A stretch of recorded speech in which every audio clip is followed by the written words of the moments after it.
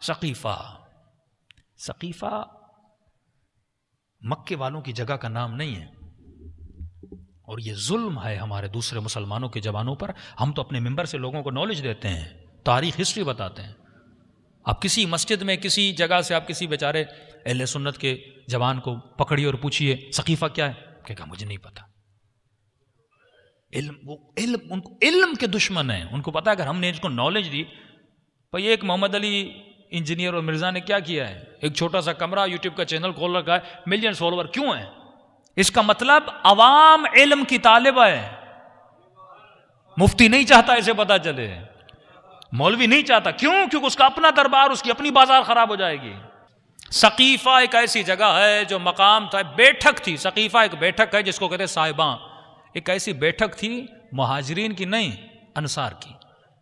مکے والے تھے مہاجرین، مدینے والے تھے انصار. یہ ان کی بیٹھک تھی. جس طرح یہاں کی انجمن، وہاں کی انجمن، وہاں کی انجمن. کراچی میں کوئی فیصلہ ہوتا ہے تو بیٹھکیں ہوتی ہیں. اب نیکسٹ لیڈر کون ہوگا، نیکسٹ رہبر کون ہوگا. تو انہوں نے بیٹھک لگائی. رسول خدا بیمار ہیں اور رسول کا انتقال ہو گیا. روز بٹھاتے تھے. ان کو یہ خوف تھا کہ ہمارے اوپر قریش میں سے کوئی مسلط نہ ہو جائے. تو انہوں نے بیٹھک لگائی. جس بیٹھک میں دو لوگ تھے،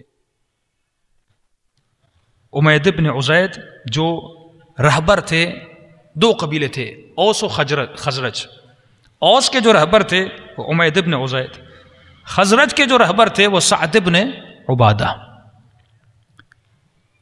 جیسے جناب عمر، جناب ابا بکر اور جناب ابو عبیدہ جراح، تین رسول کے صحابی، ان کو پتا چلا کہ انہوں نے سقیفے میں ایک بیٹھک لگائی ہے، اور اگر ہم نے دیر کی تو یہ کسی کو خلیفہ بنا دیں گے.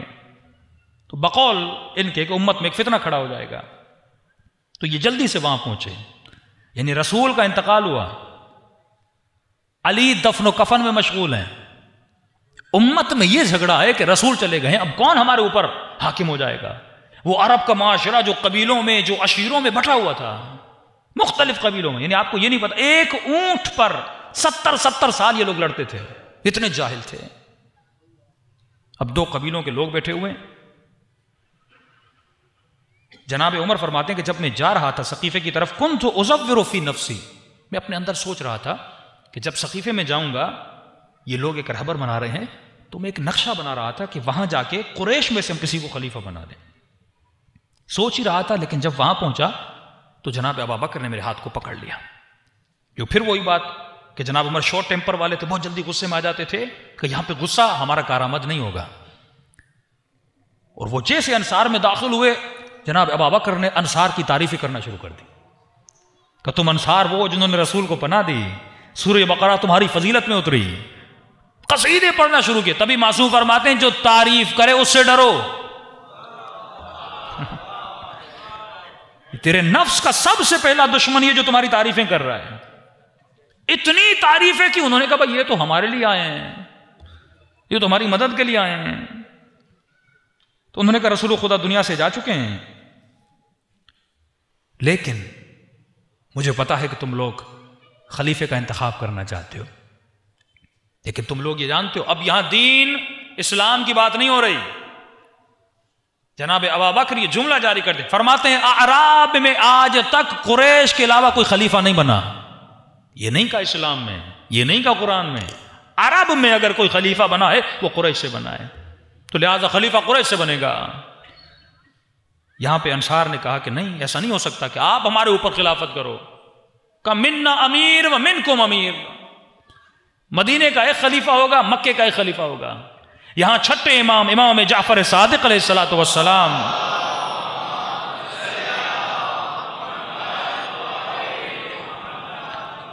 امام فرماتے ہیں اگر انصار یہ جملہ نہ کہتے تو علی خلیفہ بن جاتے. قصور انصار کا تھا کہ 72 دن نہیں گزرے تھے، علی کے ہاتھوں پہ جا کے بیعت کی تھی. مرد خاتون نے علی کے ہاتھوں پہ بیعت کی. 72 دن رسول کو نہیں گزرے تھے، لیکن بھول گئے اپنے قبیلے کے تعصب میں، کیونکہ علی بھی آئیں گے تو علی کہاں سے ہوں گے؟ قریش سے ہوں گے، علی انصار سے تو نہیں ہیں. کہ منا امیر منکم امیر. اب یہ جملہ کہنا تھا. کبھی کبھی ایسا ہوتا ہے آپ کوئی علمی بحث چل رہی ہوتی ہے اور اس میں ایسا جملہ کہہ دیتے ہو جو فضول جملہ ہوتا ہے. تو ایسے ہوتا آپ گیند اگلے کی گراؤنڈ میں ڈال دیتے ہو. یہ کہنا تھا جناب ابو بکر نے کہا یہ تو پھنس گئے کہ یہ کیسے ممکن ہے کہ عرب میں 2 حاکم ہوں.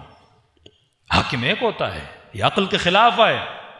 لو کان فیہما آلہۃ الا اللہ، اگر خدا بھی 2 ہوں تو کائنات نہیں چلتی. عرب میں 2 حاکم کیسے ہو سکتے ہیں؟ کہ میرے پاس نبی کی حدیث ہے خلفاء من قریش، میرے خلفاء قریش سے ہوں گے، اور صحیح حدیث بھی پڑھ رہے تھے لیکن وہ نہیں پڑھا. 12 خلیفہ 12 نقیبہ، 12 خلیفے ہوں گے، 12 نقیب ہوں گے، سارے کے سارے قریش میں سے ہوں گے. یہ نہیں پڑھا کہ کلہم من قریش، سارے قریش سے ہوں گے. سب نے سنی ہوئی تھی، چپ ہو گئے کہ خلیفہ تو قریش سے ہوگا. یہاں جناب ابو بکر نے کہا کہ عمر میرے سامنے ہیں، ابو عبیدہ جراح میرے سامنے ہیں، میں ان کے ہاتھوں میں بیعت کرنے کے لیے تیار ہوں. یہاں جناب عمر آگے بڑھے، انہوں نے کہا نہیں، آپ عمر میں بڑے ہیں، آپ کے ہوتے ہوئے ہمارے ہاتھ پہ کیسے بیعت ہو سکتی ہے؟ پہلے سے سب کچھ طے تھا. آگے بڑھے اور انہوں نے جناب ابو بکر کے ہاتھ پہ بیعت کی. یہاں میرے چھٹے امام فرماتے ہیں اب بھی اگر انصار بیعت نہ کرتے تب بھی کوئی خلیفہ نہ بنتا. اصل قصور تھا انصار کا. کہ مولا وہ کیسے؟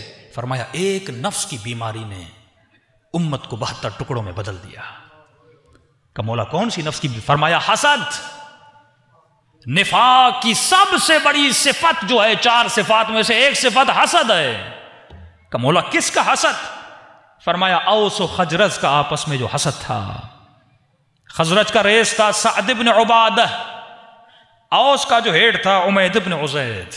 کہ یہ اس سے جلتا تھا. اس نے کہا اگر میں نے بیعت نہیں کی اور اگر اس نے بیعت کر لی تو وہ مدینے کا ریس اس کو بنا دے گا، لہٰذا میں پیچھے رہ جاؤں گا. تو اس نے سب سے آگے بڑھ کے کہا پہلے بیعت میں کر دیتا ہوں تاکہ وہ قبیلہ پیچھے رہ جائے. صرف اس قبیلے کو مات دینے کے لیے یہ آگے بڑھا اور اس نے جناب ابو بکر کے ہاتھوں میں بیعت کر دی. اور جیسے بیعت کی اب پورا گیم حضرت عمر کے ہاتھ میں آ گیا. انہوں نے فوراً کہا دی خلیفۃ رسول اللہ، اور سعد بن عبادہ لوگوں کے پاؤں کے نیچے آ گیا. جھگڑا ہو گیا وہاں پہ کہ بس خلیفہ ہو گیا، ایک قبیلے نے ہمارے ساتھ بیعت کر لی، اب جو نہیں کرے گا زور کا تلوار دھوس کا تلوار. ایک مرتبہ باہر نکلے اور ان کو اپنے کاندھوں پہ اٹھایا اور گلیوں سے گزرے، روڈوں سے گزرے. کہا خلیفۃ اللہ، یہ اللہ کا خلیفہ ہے، با یا خلیفۃ اللہ، سب آؤ اور اللہ کے خلیفے کی، رسول کے خلیفے کی کیا کرو؟ بیعت کرو. اب امام فرماتے یہاں پہ انہوں نے اعراب بادیہ نشینوں کو جمع کیا جو نہ اسلام جانتے تھے، کچھ بھی نہیں جانتے تھے. مولا علی کو خبر پہنچی، جناب زبیر کو پتا چلا، جناب ابازر کو پتا چلا.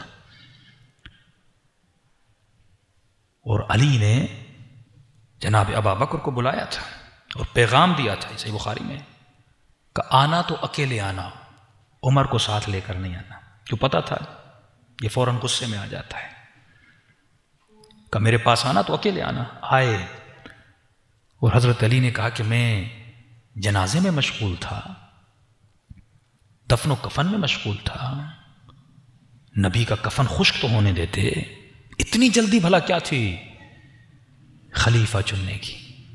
فرمایا سن کے جناب ابو بکر روئے تھے. یہ کلپ بھی موجود ہے محمد علی مرزا کا، اس پہ کمپلیٹ کلپ موجود ہے حوالے جات کے ساتھ. تو ایک حسد کی صفت نے پوری گیم کو کہاں سے کہاں بدل لیا. ایک مال کی محبت انسان کو قاتل علی بنا دیتی ہے.